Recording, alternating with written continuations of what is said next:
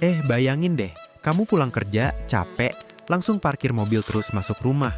Besok paginya, baterai udah penuh, gak nyolok, gak ada kabel, gak ngapa-ngapain. Ini bukan adegan film sci-fi ya. Teknologi kayak gini udah eksis, namanya inductive charging. Nah, di video kali ini kita bahas bareng. Gimana sih cara kerjanya? Efisien nggak? Dan yang paling penting, apakah ini beneran masa depan kendaraan listrik? Inductive charging, teknologi pengisian daya kendaraan listrik tanpa kabel, dan inilah cara kerjanya. Oh iya, tonton sampai habis ya. Karena nanti kita bahas apakah teknologi ini udah bisa kamu pakai di Indonesia sekarang.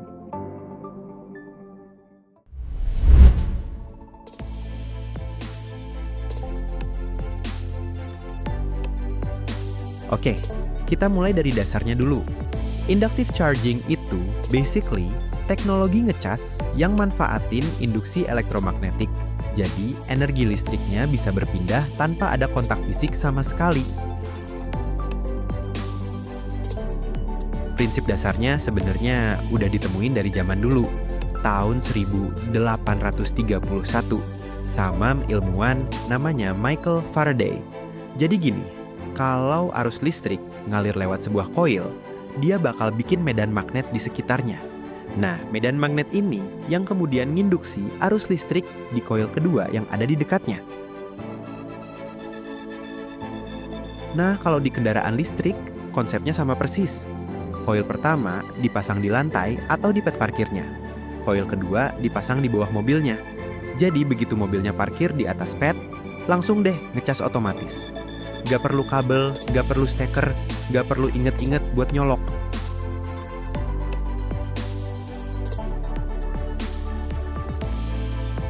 Simpel kan konsepnya? Tapi di balik kesederhanaan itu, ada teknologi yang cukup kompleks. Dan itu yang bakal kita bedah di segmen berikutnya.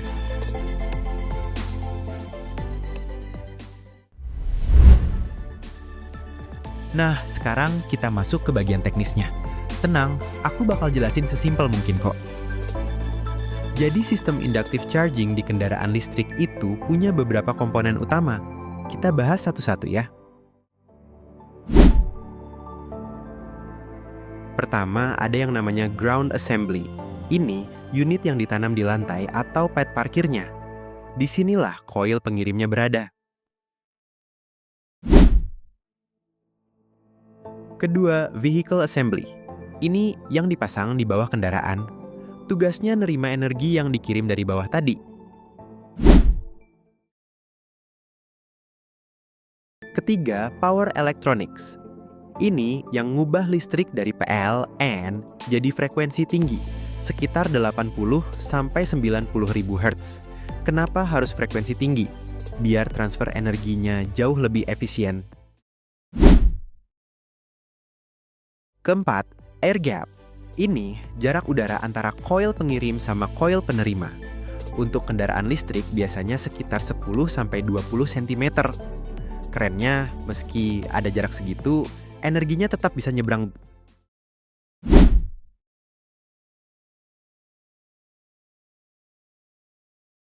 Dan yang terakhir, rectifier sama battery management system.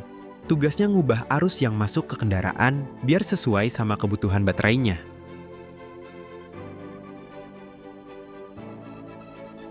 Oh iya, ada standar internasional yang ngatur semua. Ini namanya SAE J2954 yang ngatur daya mulai dari 3,7 kW sampai 22 kW. Bahkan sekarang lagi dikembangin buat bisa sampai 300 kW.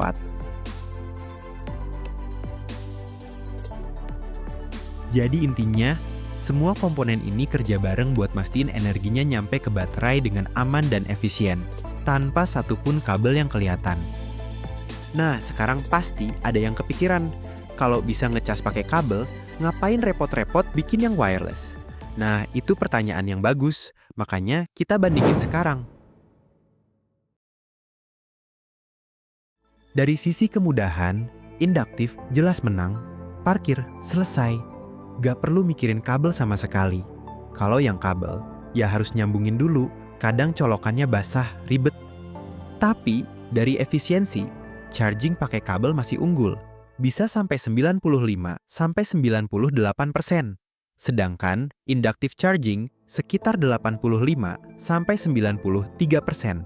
Ada energi yang hilang di udara gitu. Tapi gapnya makin lama makin kecil kok seiring teknologinya berkembang. Soal kecepatan ngecas, kabel masih jauh lebih cepat.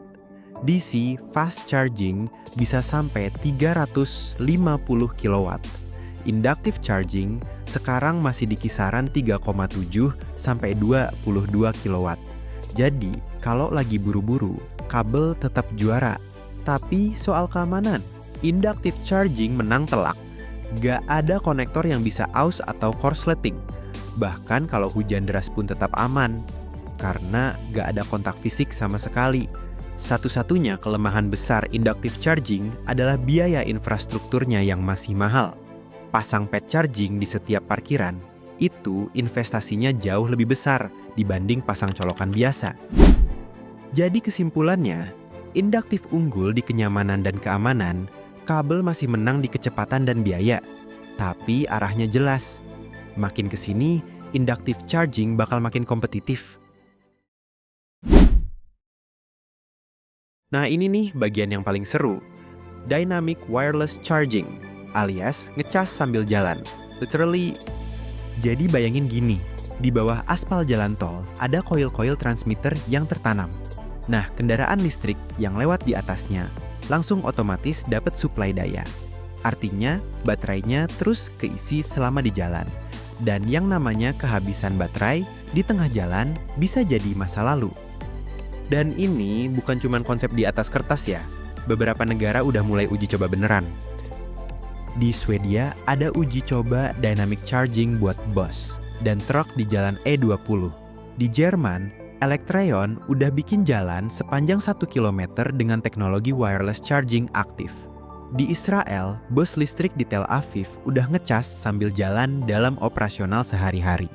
Dan di Korea Selatan, KAIST udah implementasi sistem ini buat bus kota di Gumi City. Tapi, ya, tantangannya juga nggak kecil.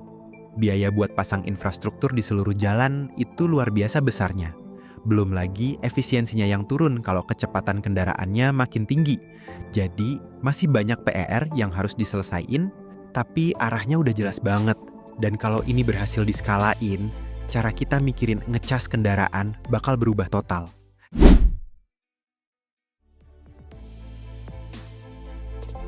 Nah, sekarang yang paling relevan buat kita, gimana kondisi inductive charging di Indonesia? Jujur ya, untuk inductive charging, khusus kendaraan listrik, kita masih di tahap yang sangat awal. Infrastruktur SPKLU yang biasa pakai kabel aja masih terus dibangun. Per 2024, PLN udah punya lebih dari 1.300 unit SPKLU yang tersebar di seluruh Indonesia, tapi semuanya masih berbasis kabel. Tapi ada beberapa hal yang bikin optimis nih. Pertama, beberapa universitas teknik kayak ITB, ITS, sama UI udah mulai riset inductive charging, khususnya buat sepeda motor listrik dan kendaraan otonom. Kedua, regulasi kendaraan listrik di Indonesia. Lewat Perpres nomor 50, 5 tahun 2019 udah buka ruang buat adopsi teknologi pengisian yang lebih inovatif. Dan ketiga, pasar motor listrik Indonesia yang gede banget bisa jadi pintu masuk pertama. Karena kebutuhan dayanya jauh lebih kecil dibanding mobil. Kalau ngomongin proyeksi realistisnya, inductive charging statis untuk parkiran premium atau gedung komersial mungkin bisa mulai masuk pasar Indonesia sekitar tahun 2027 sampai 2030. Sedangkan yang dynamic charging mungkin masih butuh 10 sampai 15 tahun lagi. Jadi belum sekarang, tapi bukan berarti nggak akan terjadi. Momentumnya udah ada, tinggal nunggu waktu aja. Oke, kita udah sampai di bagian akhir. Mari kita rangkum semua yang udah kita bahas hari ini. Inductive charging itu manfaatin induksi elektromagnetik buat transfer energi tanpa kabel. Efisiensinya udah nyampe 85-93% dan terus meningkat. Unggul banget di kenyamanan dan keamanan dibanding charging biasa. Tantangan terbesarnya masih di biaya infrastruktur dan kecepatan ngecas. Dan di Indonesia, kita masih di awal. Tapi momentumnya udah mulai kelihatan. Inductive charging bukan sekadar teknologi keren di atas kertas. Ini fondasi dari ekosistem kendaraan listrik yang beneran seamless, di mana ngecas baterai semudah parkir biasa. Nggak lebih ribet dari itu. Kalau video ini bermanfaat, jangan lupa like dan subscribe ya. Dan komen di bawah, menurut kamu kapan inductive charging bakal mainstream di Indonesia? Sampai ketemu di video berikutnya.